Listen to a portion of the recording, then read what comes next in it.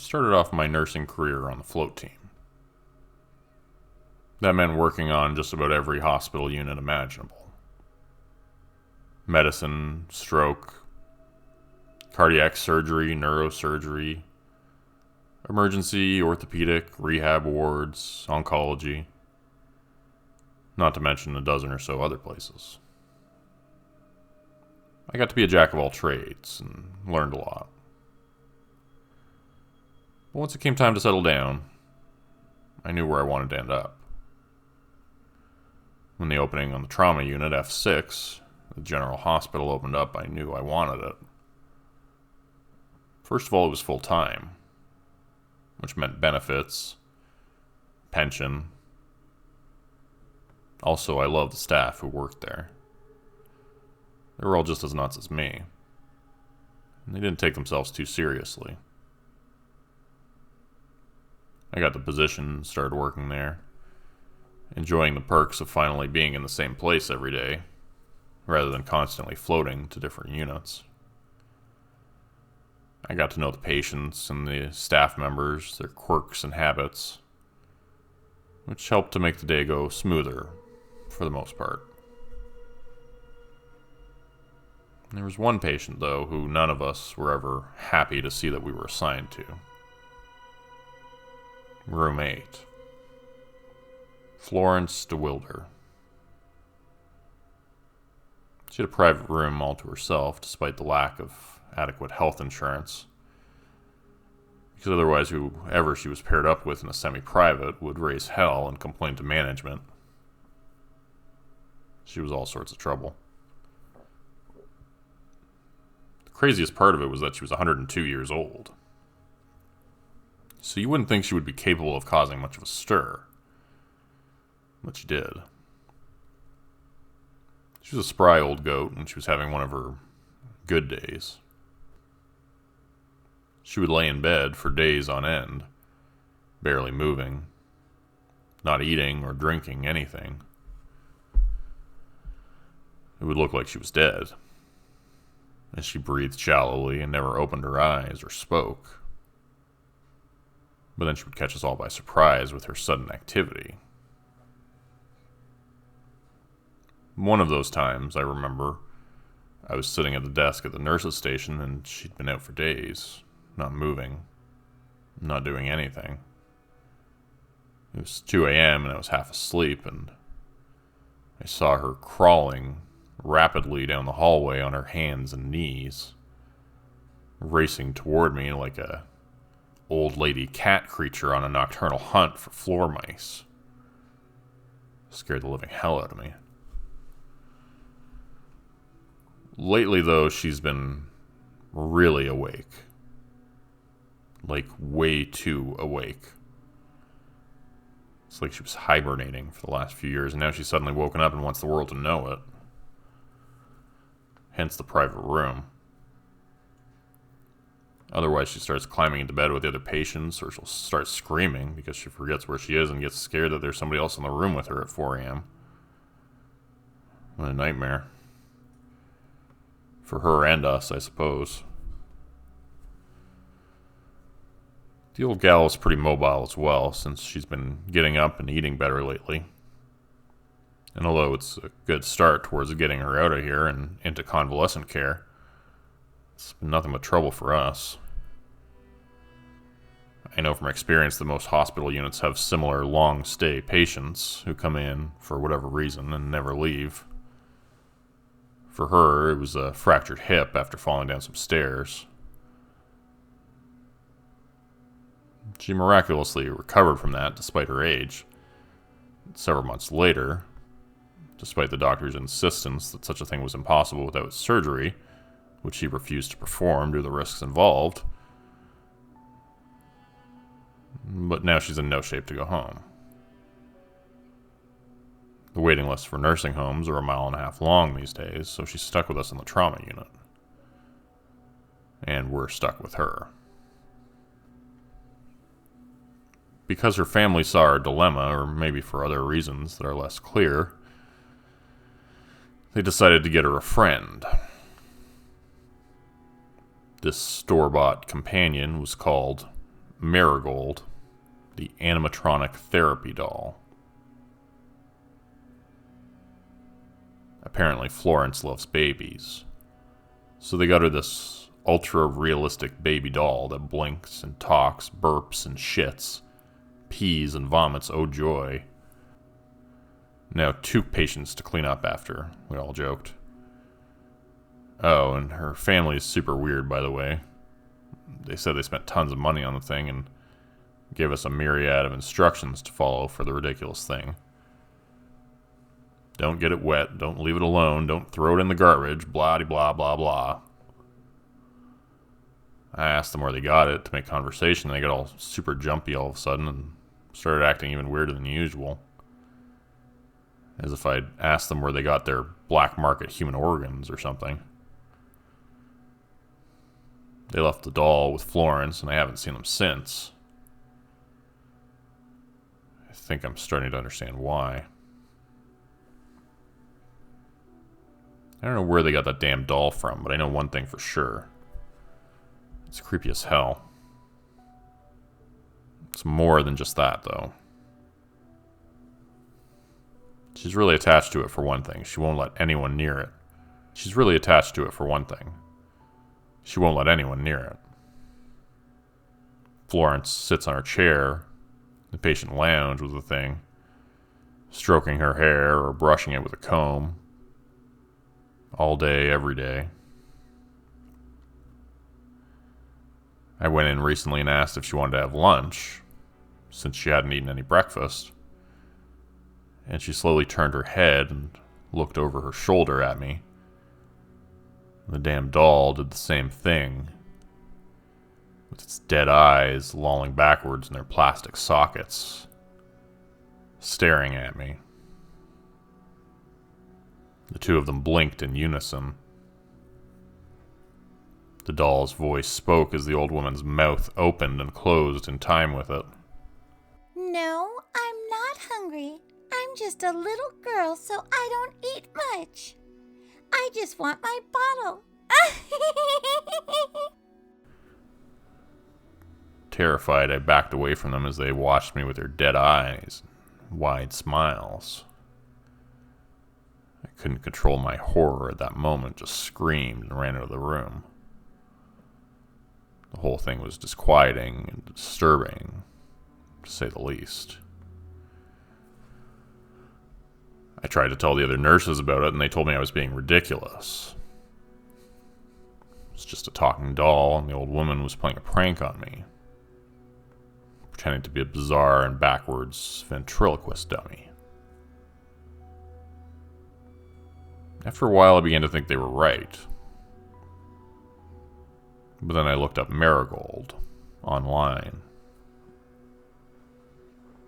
The doll in question was made by a small toy manufacturer who created these lifelike baby replicas for sale to customers in Canada and the UK. But the ones on their website weren't animatronic. They didn't produce sounds or make voices. And they certainly didn't move as I had seen that doll move. I showed this to the other nurses, but they told me I was being obsessed. She just had a special custom version that could talk and move around, they said.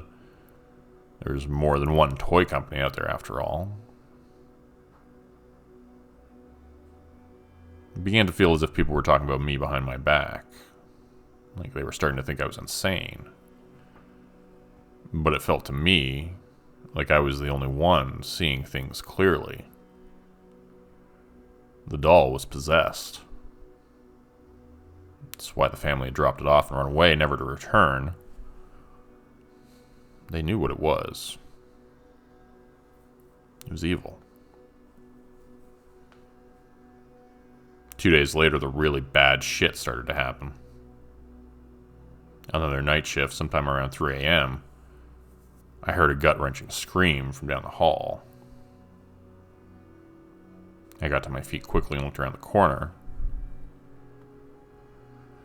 I thought I saw movement in the darkness at the end of the hall, but wasn't sure. The shadows concealed a lot, including a corner where the manager's office was at the end. We always turned the lights down at night so the patients could sleep better. It didn't even occur to me in that moment to turn them back on to see what was lying in wait in the darkness at the end of the hall. The screaming continued, and I ran through the shadows into room 7 to investigate the noise. A man who had just had spinal decompression surgery was lying in bed. He had been ordered by the doctor not to move for the next 24 hours. It was a semi-private room and there was nobody in the other bed, so he was alone in there. I heard his continued screams and saw the blood pooling on the floor and the sheets covered in it. Despite my rising terror, I had no choice but to move in to investigate. The other nurses came in behind me and turned on the lights. They rushed past me. "What are you doing? Help him!" They didn't seem to understand why I was moving in slow motion, as if I was in a dream. I already knew what they were going to find when they pulled back the blood-soaked sheets. The man continued screaming and hollering as they pulled down the blankets to reveal the remains of his leg. There were mysterious, quarter-sized holes in it, where the flesh was missing completely. Tiny teeth marks at the edges of the holes. No one understood how such a thing could have happened.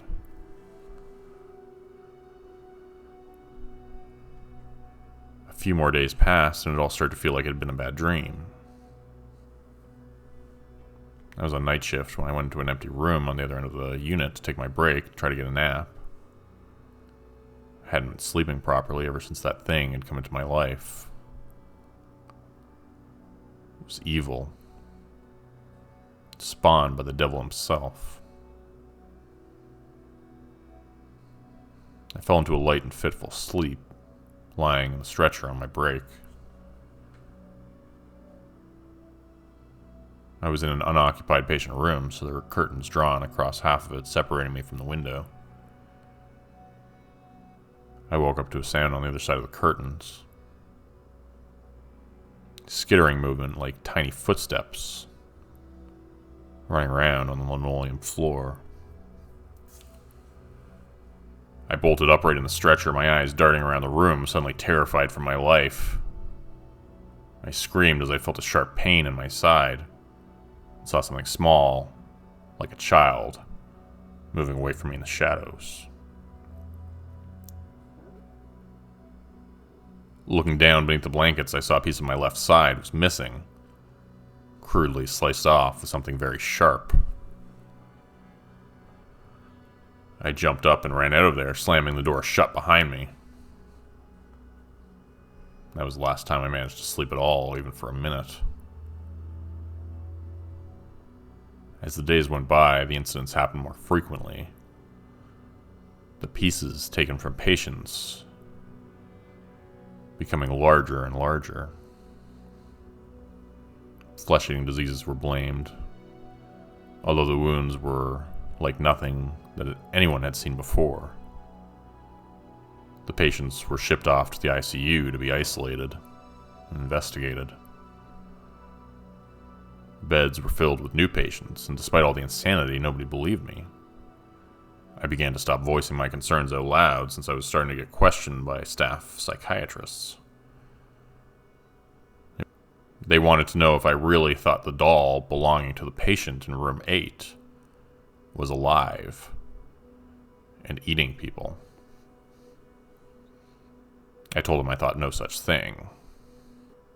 That was preposterous. I think I'm going to transfer away from the trauma unit. I'm starting to like the idea of being on the float team again more and more. I'm sure they'll take me back. They're always looking for people. But I'll request to avoid being assigned to this particular unit. The one with the 102-year-old patient and her precocious little doll. No longer a baby, mind you, she's grown considerably. The once small infant now walks around on two legs like a child. A child experiencing a constant and steady growth spurt, fueled by stolen flesh and pilfered blood.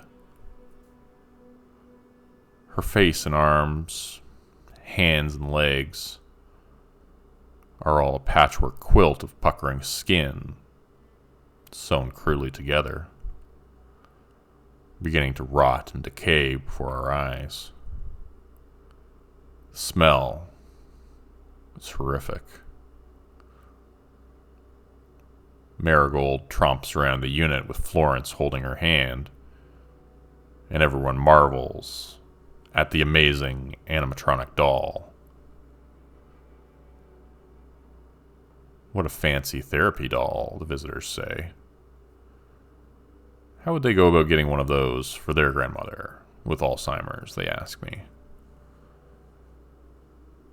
Marigold can speak for herself now, so I just let her answer. Her jagged teeth are plentiful and pointed. Her gums are black now, and her eyes match, dark as coal.